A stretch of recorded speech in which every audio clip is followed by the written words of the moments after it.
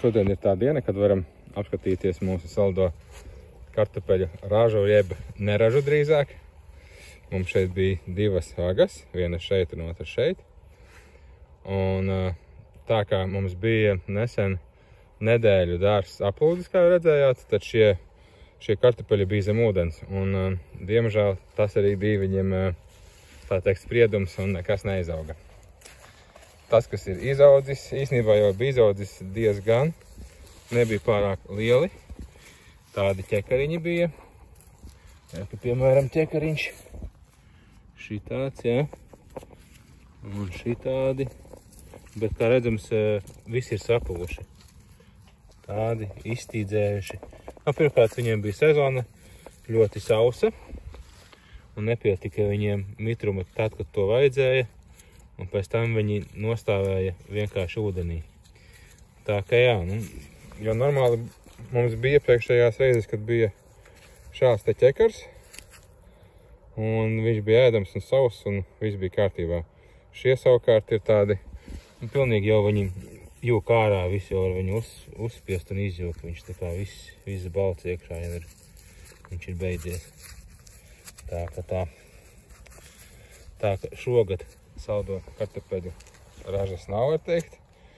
Bet, skaidrs, ka nākošgad jāmēģina stādīt ir sausākā vietā. Jāmēģina stādīt ir ātrāk, jau mājās jāstāda podiņos, nevis uzreiz šeit tie apsakņotie dzinumi, bet uzreiz jāstāda ir podiņos mājās. Un tad skatīsimies, kā izaugs nākošgads. Eksperiments ir beidzies, ne visi eksperimenti ir sekmīgi, kā mēs redzam. Tā ir tā realitāte, ko bieži vien arī YouTube'ā nerāda, ka tikai viss ir labi un skaisti un forši, bet dzīve arī tā notiek, ka ražas nav. Bet tāpēc ir viss kaut kas cits arī, un šodien mēs vēl stādīsim ķiplokus. Un tāda vēl kaut ko tā pašievarēsimies, jo beidzot ir tāda saulaina diena forša. Pēc ilgiem plūdiem un lietiem kāda nelīsti, tā ka šodien mēs esam atbraukuši un šeit te padarbosimies. Sagatavosim, ko mēs varam šogad vēl sastādīt, sasēt, un tad sagatavosim dārzu ziemai. Un ja jums tomēr izdevās iegūt ražu no tiem kartupeļiem, tad viņus vajag ļoti labi nožāvēt un vēl labāk kā parastos kartupeļus un uzglabāt ļoti labi vēdināmā vietā.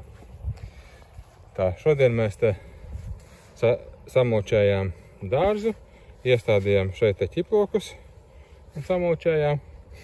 Sagrābām visas lapas un burkānus vēl sastādījām tur. Visādus tādus sīkus darbiņus. Tā kā gatavojamies jau pavasarim lēnām, var teikt.